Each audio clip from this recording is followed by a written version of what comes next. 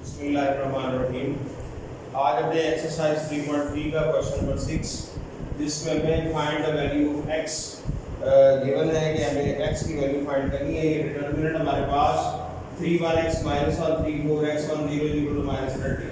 इससे हमें x की वैल्यू निकालनी है। इस क्वेश्चन के 3 पार्ट हैं। मैं आपको फर्स्ट पार्ट करवा रहा हूँ, बाकी 2 पार्ट बिल्कुल इसी तरह से आपने सॉल्व करने हैं। देखिए किस तरह से हम सॉल्व करेंगे। Simply it's very simple. हमें जो मैट्रिक्स की फॉर्म में एक इक्वेशन गिवन है उसको हम लिख लेंगे -30। अब आपने सिंपली इस डिटरमिनेंट को, मैं मैट्रिक्स बोला था ये डिटरमिनेंट है, डिटरमिनेंट को आपने फ्रॉम R1 एक्सपेंड कर देना। तो यहाँ पे देखिए आप एक्सपेंडिंग फ्रॉम R1 से एक्सपेंड करें 3 4 1 0 -1, ये कॉलम ये रो छोड़ देंगे, -1 4x 0 plus x third column और फर्स्ट रो छोड़ देंगे, -1 3x1 और राइट साइड पे -30 आपने ऐसे ही लिखना है।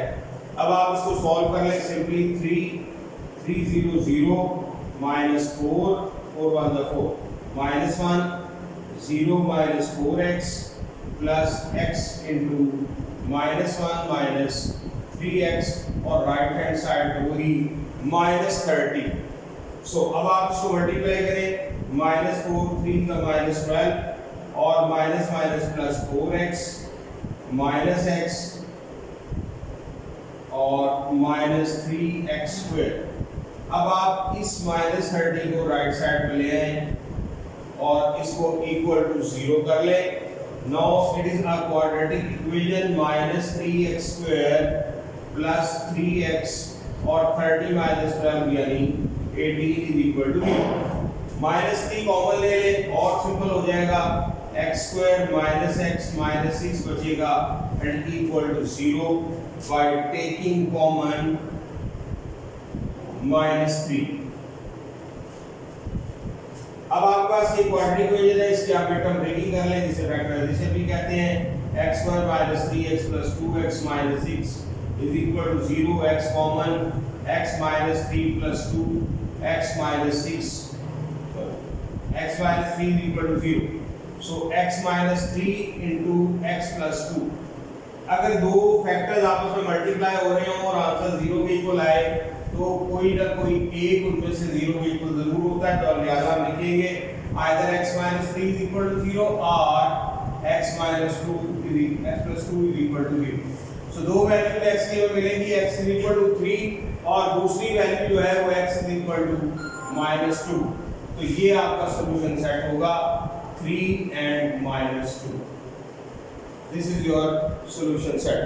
ये दो x की वैल्यूज हैं। आप इसको सॉल्यूशन सेट की फॉर्म में ना लिखें, जस्ट आप उनको इनबॉक्स कर दें और this is your required values of x। आप इसी तरह बाकी दो जो क्वेश्चन नंबर 6 के पार्ट है उनको भी सॉल्व कर लेना है। अब हम क्वेश्चन नंबर 7 में पहली बार हमें 4/4 डिटरमिनेंट का सामना है जिसकी वैल्यू हमें कैलकुलेट करनी है। लिखा हुआ है इवैल्यूएट दिस डिटरमिनेंट। सो इसका मेथड आपने सीख लेना है। इसके भी 3 पार्ट्स हैं, तीनों का मेथड सेम है। ये एक इंपॉर्टेंट पार्ट है जो मैं आपको सॉल्व करवा रहा हूँ। This first part of 7th question. जैसे मैंने आपको 6 क्वेश्चन का फर्स्ट पार्ट करवाया, बाकी 2 पार्ट उसी तरह होंगे, इसी तरह ये भी पार्ट सिमिलर होंगे। सो इसमें हमने 4/4 का डिटरमिनेंट को एक्सपेंड करना नहीं सीखा, तो लिहाजा हम इसको कन्वर्ट करेंगे 3/3 के डिटरमिनेंट में। अब उसको कन्वर्ट करने के लिए हमें थोड़ी सी प्रॉपर्टीज यूज करनी होंगी और कुछ रो और कॉलम ऑपरेशंस के जरिए से वैसा कर सकेंगे। मैं पहले लिख रहा हूँ R1 - R2 by R1 - R2। देखें ये R1 है, ये R2, यानी मैंने फर्स्ट रो में से सेकंड रो को माइनस करना है। 3 - 2 1 4 - 5 -1 2 - 0 2 7 - 3 4 और बाकी सारी रोज को एज इट इज लिख देंगे। 4 1 -2 6। एक तो ये स्टेप हो गया, यानी पहला स्टेप ये किया, आप इसको ध्यान में रखें और आपने यही मेथड फॉलो करना है कि फर्स्ट रो का फर्स्ट एलिमेंट 1 बनाया हमने।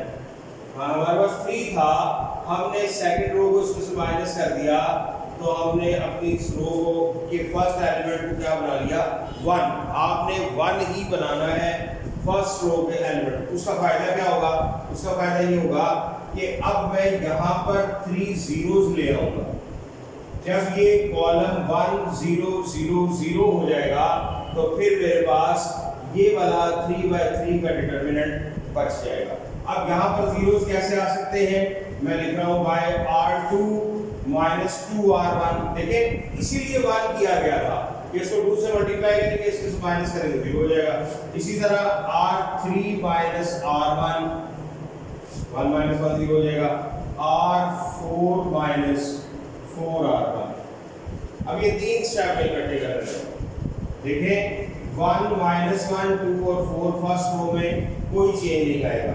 सेकंड रो में देखें अब 2R1 2 minus 2 0, 5 minus minus plus 2 क्या हो गया 7, 5 माइनस 2 ये और माइनस 1 ये, माइनस माइनस प्लस 2 अंदर 2, तो 5 plus 2 is equal to 7, 0 minus 4 is minus 4, 3 minus 6 minus 3, ये 3 सॉरी 4 टू द 8 होगा तो ये 5 आएगा 5। Now R3 minus R1, 1 minus 1 0, 2 plus 1 3 minus 3 minus 2 minus 5, 5 minus 4 1, then 4 minus 4 0, 1 plus 4 5,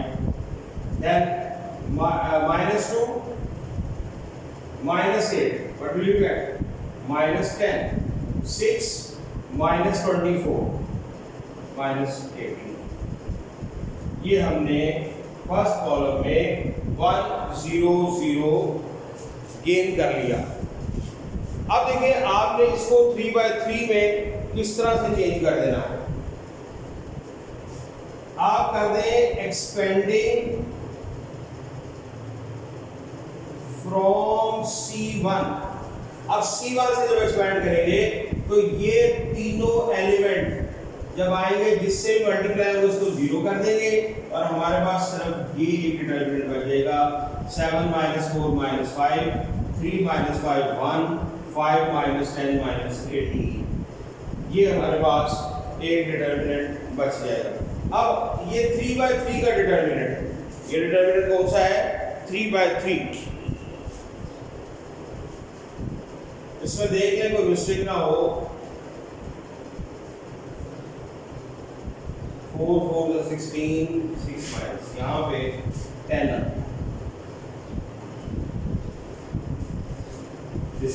है, सो अब आप इसको एक्सपेंड कर दें सिमिलरली जैसे करते होते हैं एक्सपेंडिंग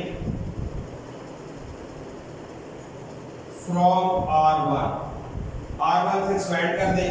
अब ये सिंपल मेथड एक्सपेंशन का 7 फर्स्ट एलिमेंट है, ये कॉलम और ये रो छोड़ देंगे, -5 1 -10 -10 आ जाएगा। फिर -4 है, अब सेकंड एलिमेंट के साथ हमेशा माइनस आता है तो इस माइनस माइनस को हम प्लस कर लेंगे 4 और ये सेकंड कॉलम और फर्स्ट रो को छोड़ेंगे 3 1 5 3 1 5 -10 ये आ जाएगा। उसके बाद तीसरा एलिमेंट हमारे पास -5, ये -5, थर्ड कॉलम और फर्स्ट रो को छोड़ देंगे 3 -5 5 and -10, 3 -5 5 and -10 आएगा। तो आप इसको सिंपली सॉल्व करें 7 50 plus 10 plus 4 minus 30 minus 5 minus 5 minus 30 plus 25. What will you get now? 7 into 60 plus 4 minus 35 and minus 5 minus 5. What will you get? 420 minus 140 plus 25. So अब हम इसको सॉल्व करेंगे तो we will get the answer that is equal to 305. This is your answer. इस तरह से हम question number 7 के बाकी दो पार्ट भी सॉल्व कर लेंगे।